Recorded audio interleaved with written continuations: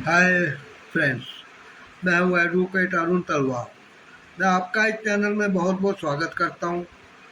आज हम कोबरा के बारे में बात करेंगे। कोबरा यह कोबरा सांप नहीं है।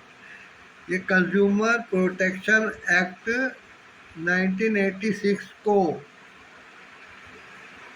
पिछाड़ते हुए एक नया एक्ट बना है, गवर्नमेंट लाई है, जिसको कंज्यूमर प्रोटेक्शन एक्ट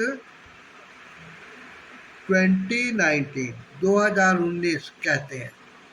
वो 1986 का था, ये 2019 का है। ठीक है, इसको कोबरा भी कहते हैं। ये जो है उसकी जगह आया है। लेकिन देखिए, एक होता है फाउंडेशन, नींव। अगर आपने 1986 का कंज्यूमर प्रोटेक्शन एक्ट नहीं पढ़ा तो उसको ज़रूर पढ़िए, वीडियो देखिए। मेरा भी एक वीडियो है इसी चैनल में, उसे आप देख सकते हैं, जिसमें मैंने उसके 4 पॉइंट मेन बताए हैं। अब जो कि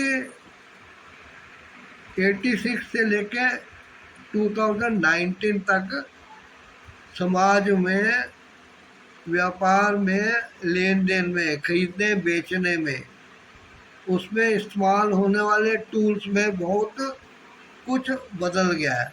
इसलिए नया एक्ट लाना जरूरी था। लेकिन ये एक्ट ऐसा नहीं है कि उसको बिल्कुल ख़त्म कर दिया। और पहले था रीसेल करने वाला कंज्यूमर नहीं होगा, तो अब ये थोड़ी कहेंगे कि रीसेल करने वाला भी कंज्यूमर है। कह सकते हैं क्या? चलिए, आज हम 2019 वाले एक्ट के बारे में मेन बातें करते हैं, जो कि एग्ज़ाम के पर्पज़ से बहुत बढ़िया है। आप खुद इनके ऊपर अपने तरफ से कुछ क्वेश्चन बनाने की कोशिश करिए कि कैसे क्वेश्चन आपको आएंगे और उनके आंसर दीजिए। सबसे पहली बात कि कंज्यूमर होता कौन है। कंज्यूम करना, जानते हैं आप, उसको फलानी चीज़ कंज्यूम कर रहा था। और कई चीज़ों की लाइफ होती है, कंज्यूमेबल लाइफ।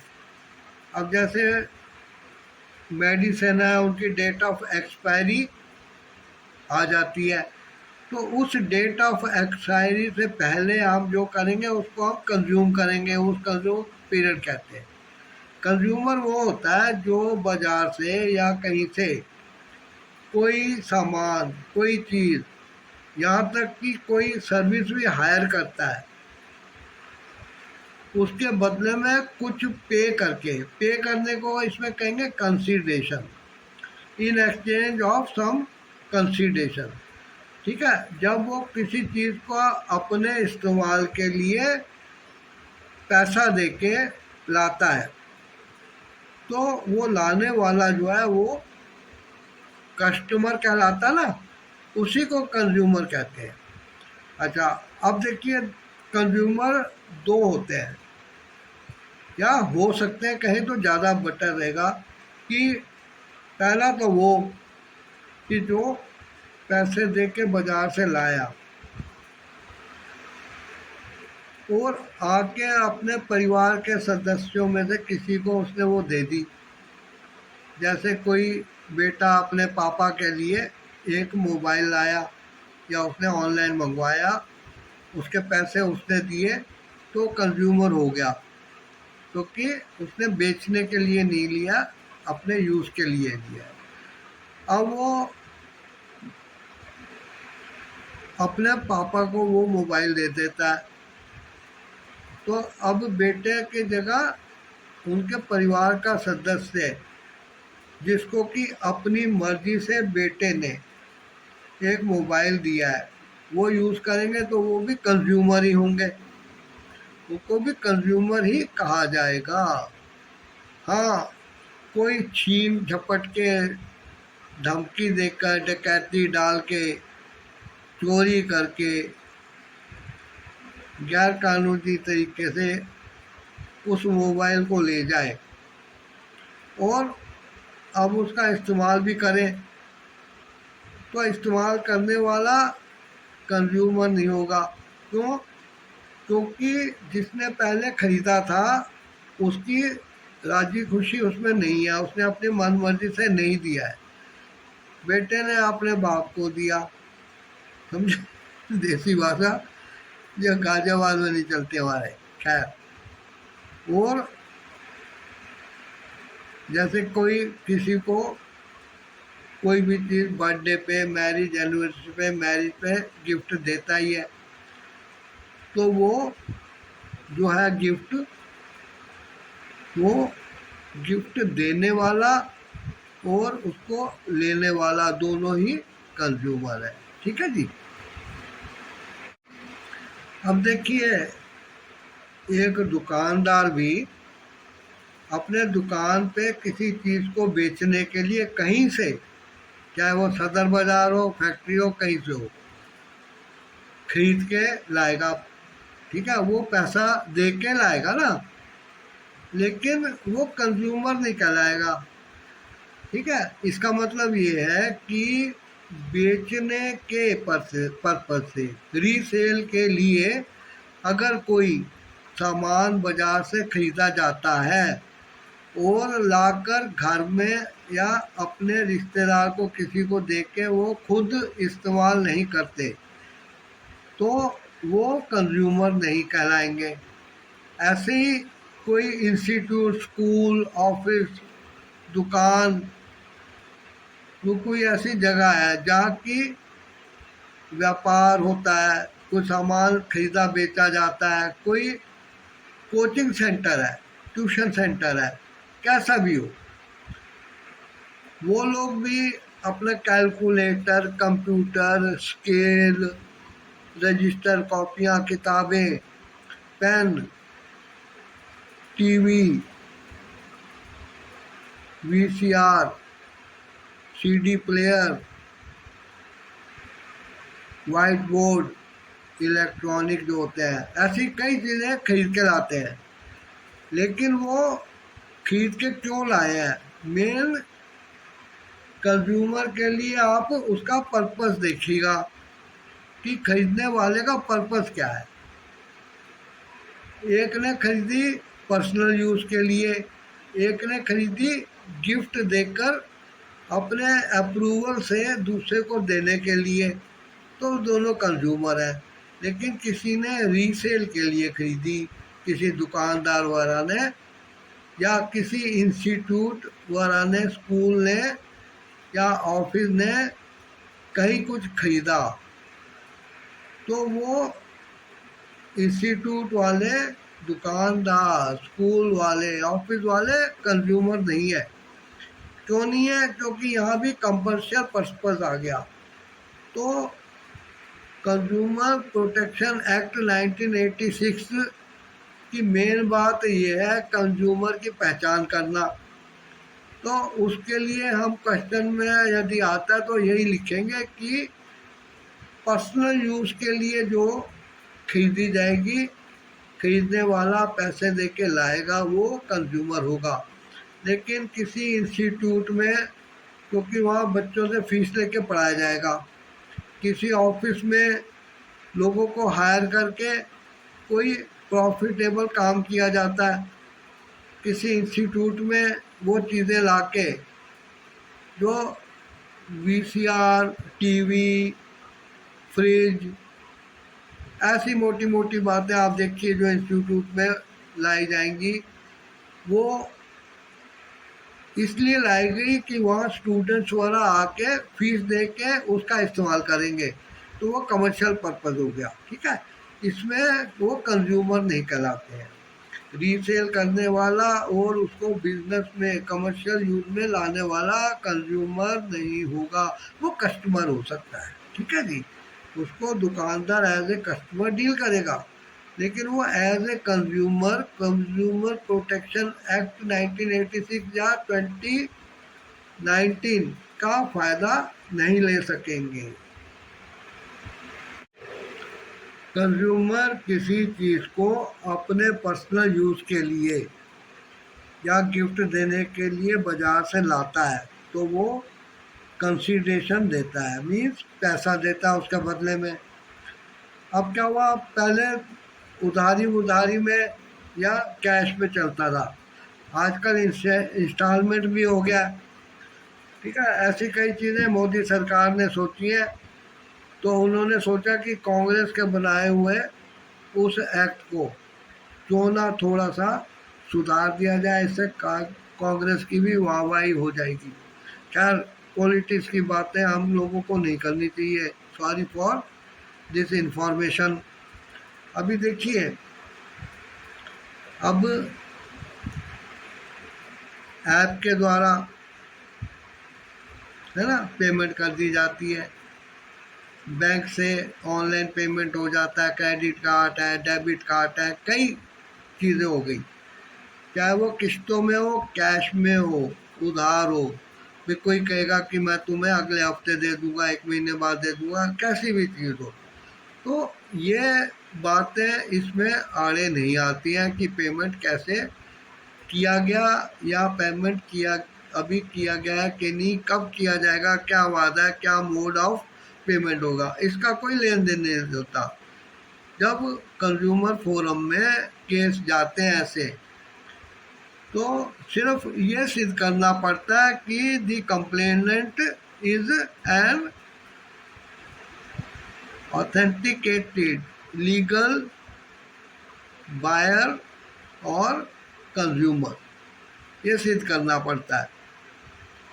बाकी उसके पेमेंट के बारे में कोई प्रॉब्लम नहीं है। आपको कोई क्वेश्चन आए कि किस पेमेंट को करने से वो कंज्यूमर बनेगा, तो आप कह दीजिए जी कंज्यूमर हर हालत में बनेगा, चाहे वो उधार ले, चाहे किस्तों में दे, या कुछ पैसा अभी दे आए, कुछ बाद में दे, कुछ शाम को देने का, या उसको दुकानदार से कहे कि तुम शाम को घर लौटते टाइम मेरे से लेते जाना। ठीक है, ऐसी कोई बात नहीं आएगी भी।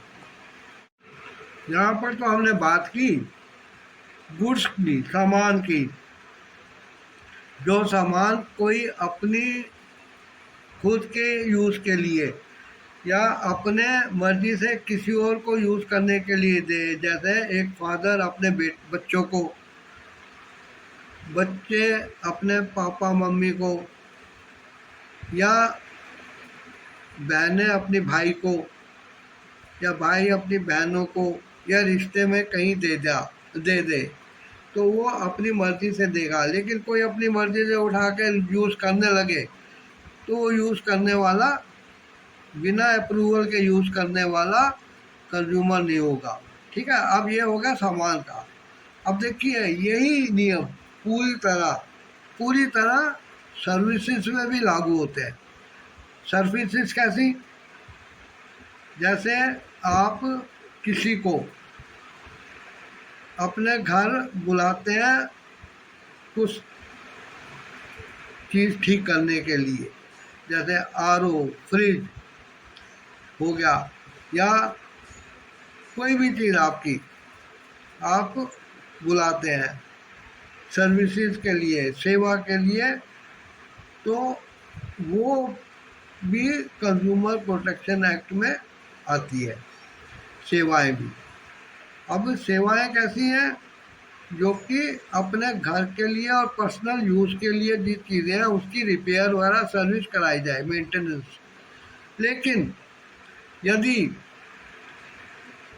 कोई उन चीज़ों को अपने ऑफिस में रखा हुआ है और ख़राब हो जाती है और किसी मैकेनिक वगैरह को हायर करता है, ठीक है, किसी को कोई चीज़ रिपेयर करने के लिए हायर करने की सर्विस देगा, तो ऐसी, क्योंकि जो सामान कमर्शियल यूज़ के लिए था वो कंज्यूमर के अंडर नहीं आएगा, और जो सर्विसेज कमर्शियल स्थान पे ली जाएंगी वो भी कंज्यूमर प्रोटेक्शन एक्ट के अंदर कंज्यूमर के फॉर्म में नहीं आती है। ठीक है, ये भी कमर्शियल यूज़ के लिए है, इसलिए उनको भी यूज़ करने के लिए अगर कोई लेता है, दुकानदार को किसी को बुलाता है, मैकेनिक को, कि तुम इंस्टीट्यूट में आके उनका फ्रिज, कूलर, एसी कोई रिपेयर करो, तो फिर वो रिपेयर कराने वाला, क्योंकि इंस्टीट्यूट का मालिक वगैरह है, मैनेजर है, तो वो कंज्यूमर में नहीं आएंगे। समझ गए नहीं? कमर्शियल यूज़ के लिए, रीसेल के लिए लिए गया सामान और सर्विसेज दोनों कंज्यूमर की डेफिनेशन से बाहर है। क्वेश्चन पेपर में इस तरीके से लिखिएगा कि गुड्स को परचेज किया जाता है पैसे के लिए, पैसा देकर, पैसे के लिए कोई उसको बेचता है, कमर्शियल रीसेल कर रहा है वो, तो वो कंज्यूमर की डेफिनेशन से बाहर है। कोई पैसा देकर उसको पर्सनल यूज़ के लिए ला रहा है तो वो कंज्यूमर है। लेकिन सर्विसेज में भी ऐसे ही है, आप सर्विसेज को परचेज नहीं कर सकते हैं। सामान को खरीदा जा सकता है, आप किसी की सेवाओं को खरीद नहीं सकते हैं। इसको आपने लिखना है अवेल करना, अवेल, या क्या करना, हायर। ठीक है, हायर करना। हम किसी को हायर करते हैं, किसी मजदूर को, मिस्त्री को, आर्किटेक्ट को, कि वो हमारे लिए कुछ काम करे। हम उसको खरीद नहीं सकते हैं, हम उसको हायर करते हैं। जब वो काम ख़त्म होता है तो ये कॉन्ट्रैक्ट हमारा ख़त्म हो जाता है, हम उसको कंसिडरेशन पहले दे देते हैं या बाद में देते हैं। कंसिडरेशन इधर भी है, लेकिन सर्विसेज को कंसिडरेशन से खरीदा नहीं जाएगा, उनको हायर किया जाएगा या अवेल की जाएंगी। अब क्वेश्चन उठेगा कि कोई अपने फैमिली मेम्बर्स को लेकर या गेस्ट को लेकर किसी होटल रेस्टोरेंट में गया, वहाँ उन्होंने खाना खाया। अब क्या होगा, पेमेंट तो उनमें से कोई एक जो लेकर गया है या उनका हेड है वो करेगा पेमेंट। तो अब जो लोग साथ में आके खाना खा रहे थे वो क्या है? ठीक है, तो आप क्वेश्चन पेपर में लिखिएगा कि उन्होंने खाने का बेनिफिट उठाया है। ठीक है, कंसिडरेशन पेमेंट, जो सेवाएं ली हैं, जो सेवाएं अवेल की गई हैं होटल में खाने की, वो की है फैमिली के हेड ने। लेकिन जो फैमिली के या गेस्ट वगैरह मेंबर हैं वो बेनिफिशियरी कहलाएंगे, वो कंज्यूमर नहीं कहलाएंगे। कंज्यूमर सिर्फ वो होगा जिसने बिल की पेमेंट की है, वो भी पर्सनल खाने के लिए।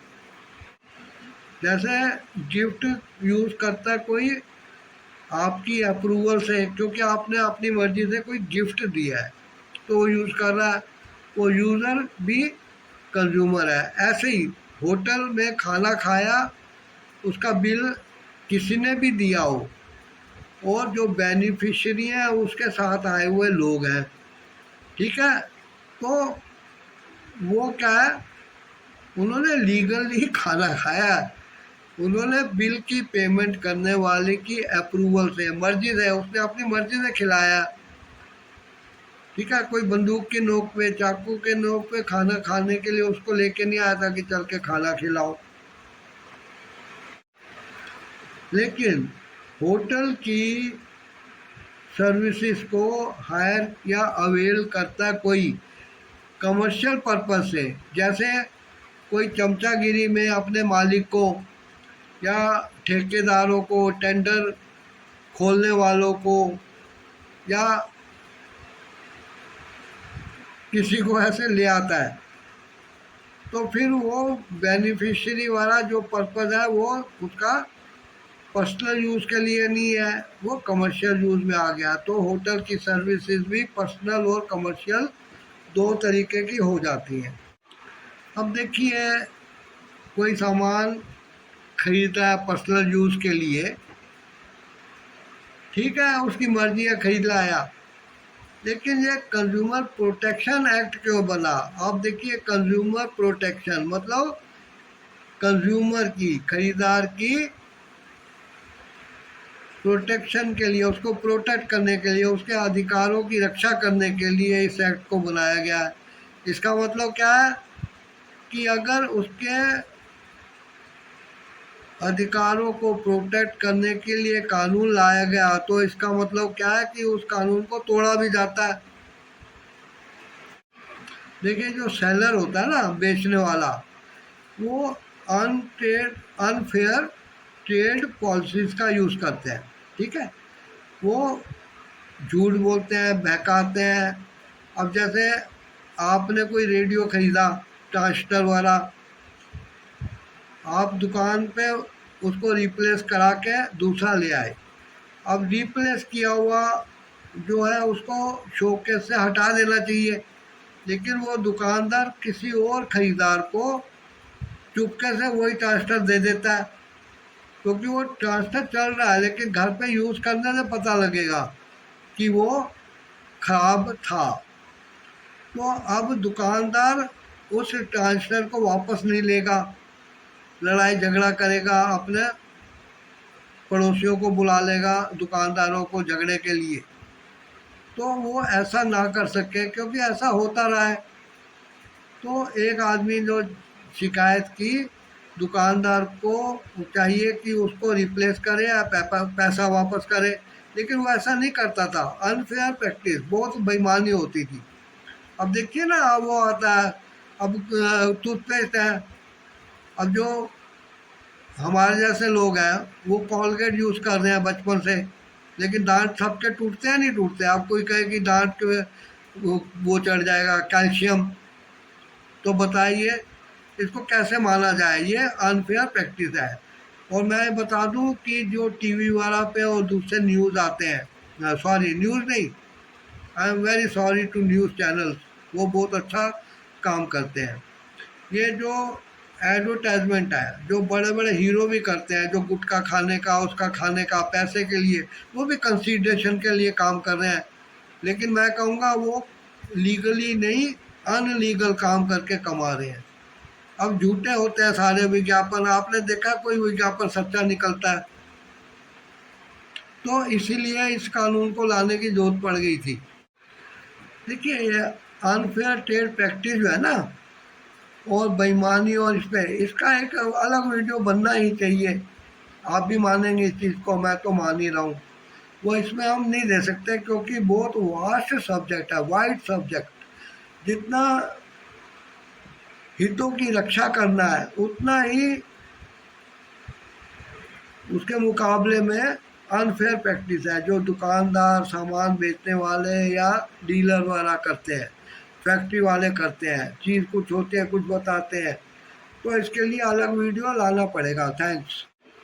एक उदाहरण और देना चाहता हूँ, यही कि जैसे आप गैस का कनेक्शन लेने गए और गैस एजेंसी इकलौती है उस एरिया में, तो आप अपने शहर से बाहर तो जा नहीं सकते हैं, तो आपको उससे लेनी पड़ेगी। आपकी मजबूरी का फ़ायदा उठा के वो गैस का डीलर जो है वो आपको एक चूल्हा भी खरीदने को कहता है कि आपको चूल्हा भी लेना पड़ेगा। अब चूल्हा आपके घर में है, या आपको किसी ने वादा किया कि जब आप कनेक्शन ले लोगे तो वो आपका एक फ़ायदा ये करेगा कि वो आपको अपना एक चूल्हा गिफ्ट कर देगा जो कि घर में स्पेयर पड़ा है। तो आप उसको ख़रीदना नहीं चाहेंगे, लेकिन प्रॉफिट की वजह से वो दुकानदार इसको गलत प्रैक्टिस के द्वारा आपके सर थोप रहा है। तो आप को प्रोटेक्ट करने के लिए इस कंज्यूमर प्रोटेक्शन एक्ट को लाया गया था, वो लाया जा रहा है और चल रहा है। अब जब कार खरीदने जाते हैं तो कार के जो शोरूम है उनके लोग अपने कस्टमर से कहते हैं, अब वो कंज्यूमर नहीं बना है, सिर्फ कस्टमर बन के आया है वो। ठीक है जी। अब वो उसको कहते हैं कि इसमें जो है टायर में कभी पंचर नहीं होगा, इस टाइप के टायर हैं। या आपको ये कहेगा कि इसकी माइलेज इतनी है, इतने लीटर पेट्रोल में इतने किलोमीटर चलेगी। लेकिन जब आप उसको खरीदेंगे, कोई खरीदेगा, उनको पता लगेगा कि कम से कम 5-10 किलोमीटर का कम मिल रहा है, तो आप उस डीलर के पास ज़रूर जाएंगे। लेकिन आपको प्रोटेक्शन तो मिलेगा ही मिलेगा कि डीलर अगर नहीं सुनता तो आप वहाँ जा सकते हैं, कंज्यूमर फोरम में वहाँ जा सकते हैं। लेकिन दुकानदार की हिम्मत कैसे हुई ऐसा करने की?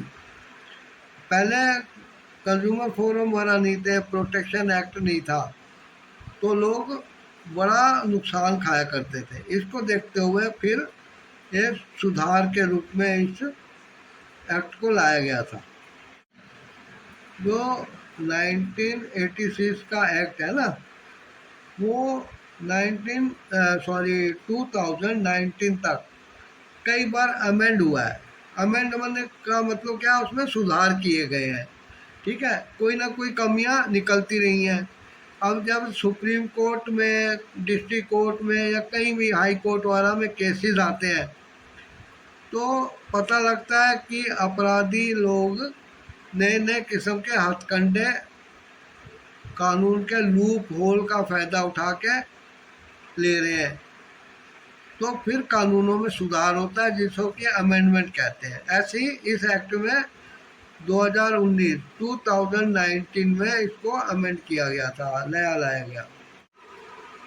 अब पहले इसका नाम था कंज्यूमर प्रोटेक्शन एक्ट 1986, लेकिन अब उसको बदल दिया गया है। अब कहते हैं कंज्यूमर प्रोटेक्शन एक्ट 2019, या उसको एब्रीवेट करेंगे तो कोबरा बन जाएगा।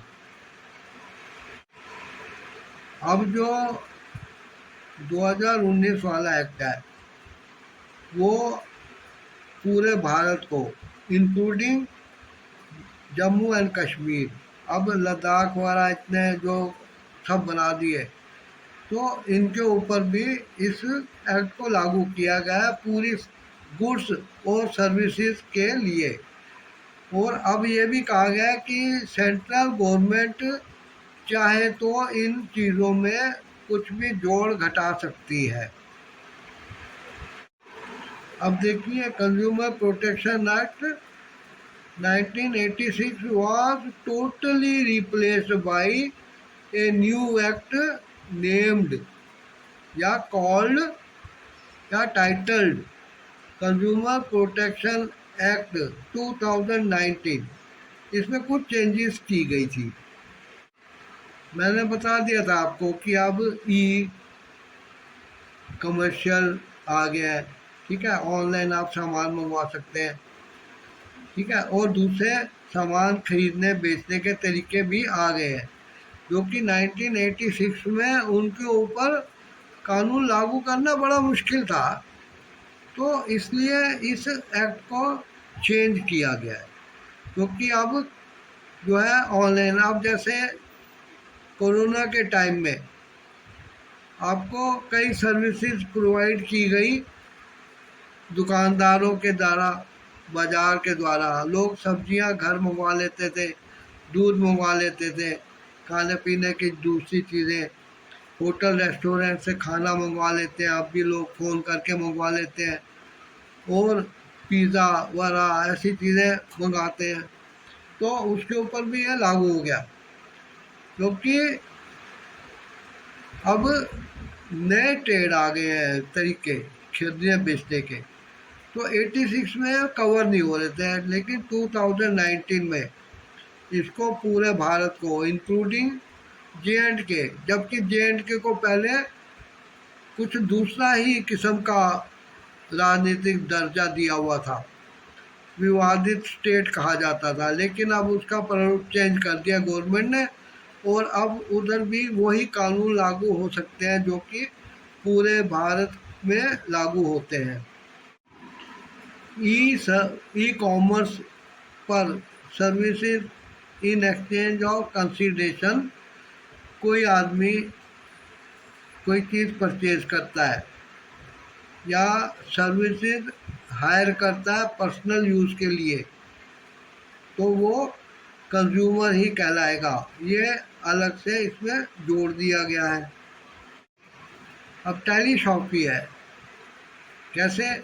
जैसे आप टीवी देख रहे हैं तो उसमें एक चैनल आता है ना, जो बर्तन वगैरह, दूसरी रसोई की चीज़ें, चादरें, कंबल, ऐसे आइटम दिखाते हैं।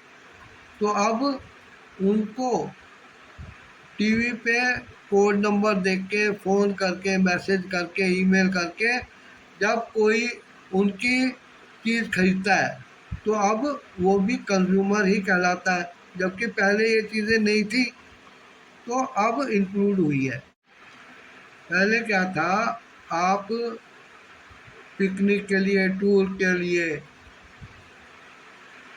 चले गए, शिमला, मनाली या त्रिवेंद्रम चले गए, रामेश्वरम चले गए, अजंता एलोरा वाला की गुफाएं वाला देखने औरंगाबाद चले गए, बीबी का मकबरा वाला देखने के लिए आप गया चले गए या दूसरी जगह चले गए जो कि औरंगाबाद में ही है। ठीक है, आप जीके भी ठीक कर लीजिएगा एज ए स्टूडेंट। तो आप दूर दूर जाते थे और वहाँ से कोई सामान खरीदाते थे, वापस आप अपने शहर घर पे आ जाते थे तो उस चीज़ को आप यूज़ करना शुरू करते थे, वो ख़राब निकलती थी या कमियां होती थी। तो अभी उसकी शिकायत करने के लिए आपको उस जगह पे शिकायत करनी पड़ती थी। अब जैसे आपने महाराष्ट्र में खरीदी या बिहार में खरीदी, जम्मू कश्मीर में, हिमाचल प्रदेश में खरीदी, या आप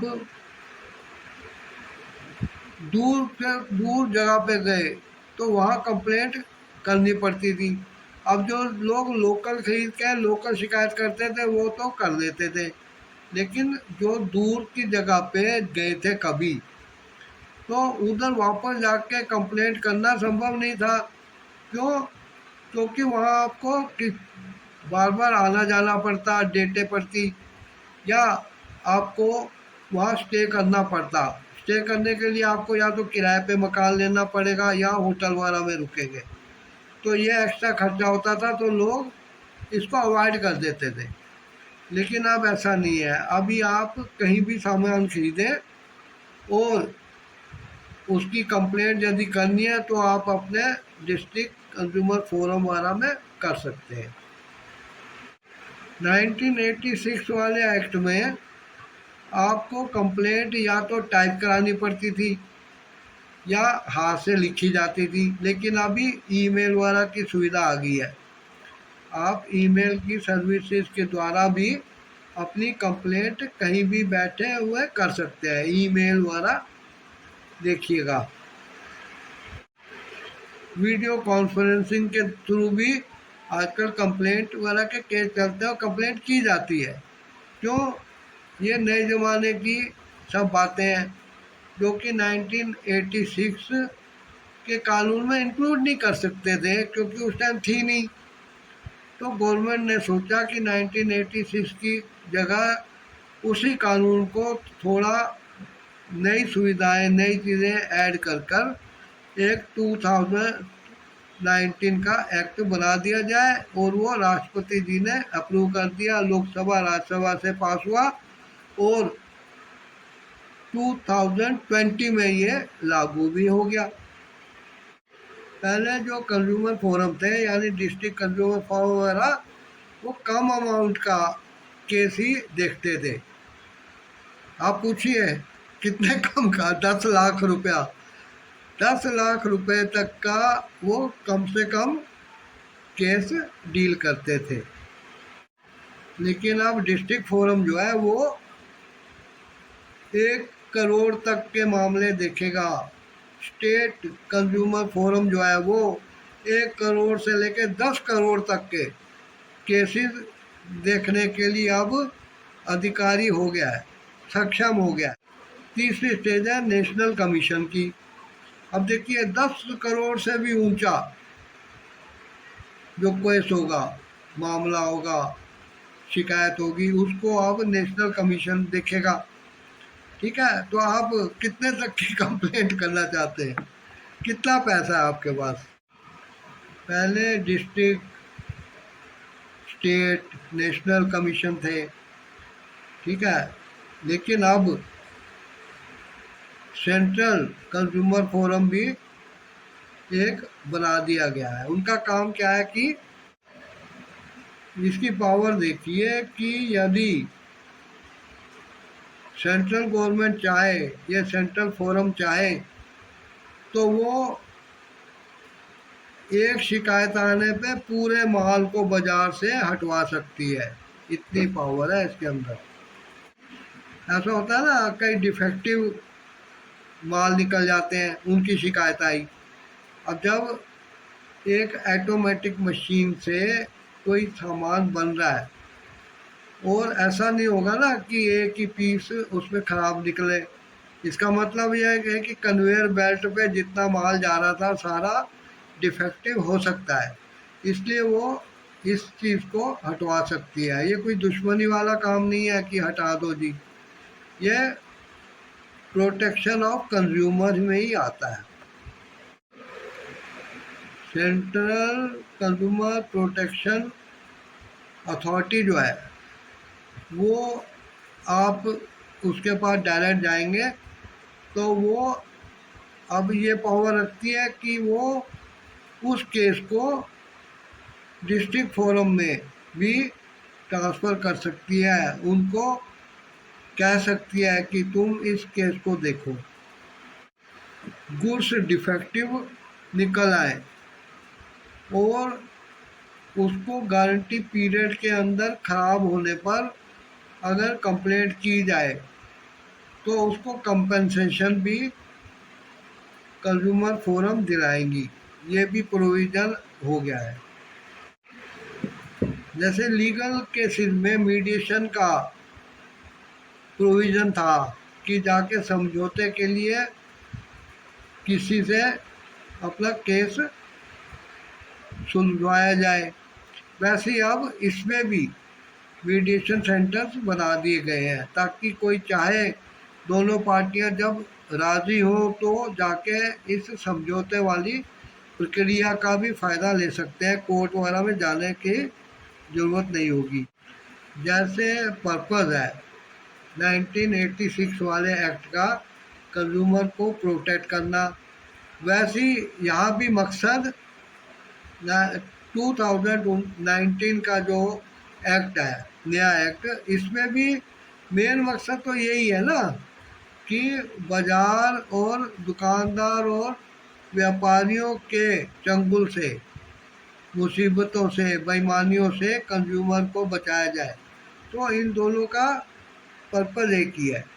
दूसरा ये है कि लोगों को ये पता लगे कि एज ए ख़रीदार, एज ए कंज्यूमर उनके क्या क्या अधिकार हैं, वो कहाँ शिकायत कर सकते हैं और कहाँ कहाँ पे कितने अमाउंट के केस चल सकते हैं, ये पता हो।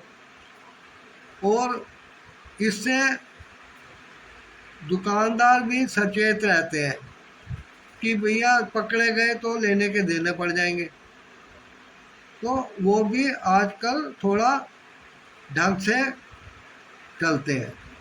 अभी भी बहुत सारे दुकानदार हैं जो आपको कहेंगे जी अगर टैक्स नहीं कराओगे तो बिना बिल के हम दे देंगे, इतना पूरा अमाउंट दे दो। और आप कहोगे बिल चाहिए, जीएसटी लगाएंगे तो कहेंगे महंगा पड़ेगा। ये भी अनफेयर ट्रेड है, लेकिन इसमें लोग लालच में पड़ जाते हैं क्योंकि आर्थिक बोझ के तले समाज दब गया है। कोरोना ने लोगों की हालत और भी ख़राब कर दी है, तो लोग भी बेचारे मजबूर होकर दुकानदार की हाँ में हाँ कर लेते हैं, जो कि करना नहीं चाहिए।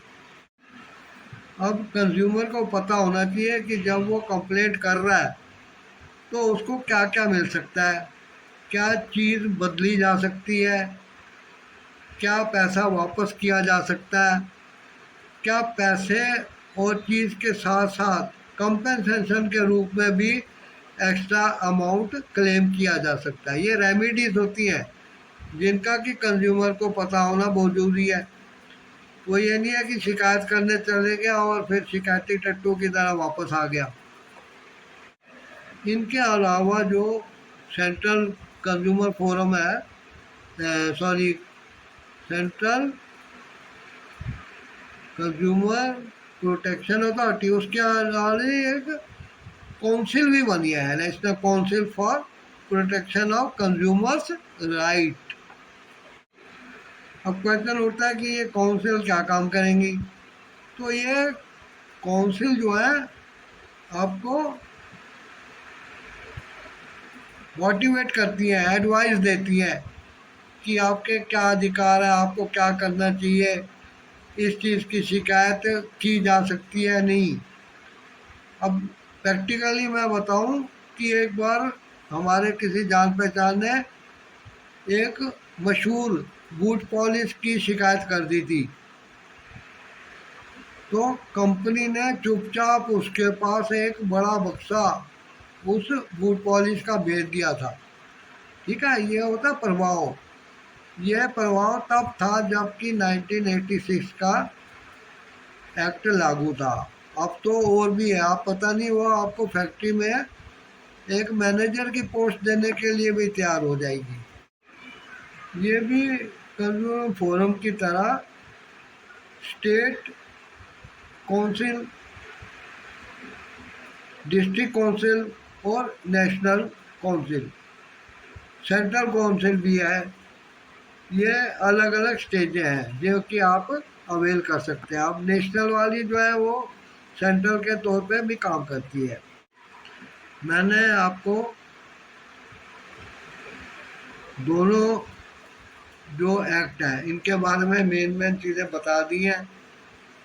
2019 में क्या क्या नई चीज़ें इंक्लूड की गई है, आप इनकी अच्छी तरह तैयारी कीजिए। बहुत इम्पोर्टेंट क्वेश्चन है और क्वेश्चन पेपर ज़रूर अवेल करिएगा। बिजनेस स्टडीज़ के स्टूडेंट्स भी, पुलिस सर्विसेज के कैंडिडेट, लॉ के स्टूडेंट जैसे कि LLB, LLM, जुडिशरी वगैरह के स्टूडेंट वो अच्छी तरह तैयारी करें। और जब भी इस सब्जेक्ट के बारे में आए तो आप बगले ना झांकते रह जाए, ये मैं उम्मीद करता हूँ। आशा करता हूँ आपको ये वीडियो पसंद आया होगा। आप इस चैनल को सब्सक्राइब कर दीजिए, bell icon all notification click कर दीजिए, वीडियो को लाइक कीजिए, शेयर और कमेंट भी करिए। Thanks for watching. मिलते हैं किसी अगले वीडियो में। इसकी पावर देखिए कि यदि सेंट्रल गवर्नमेंट चाहे या सेंट्रल फोरम चाहे तो वो एक शिकायत आने पे पूरे माल को बाजार से हटवा सकती है। इतनी पावर है इसके अंदर।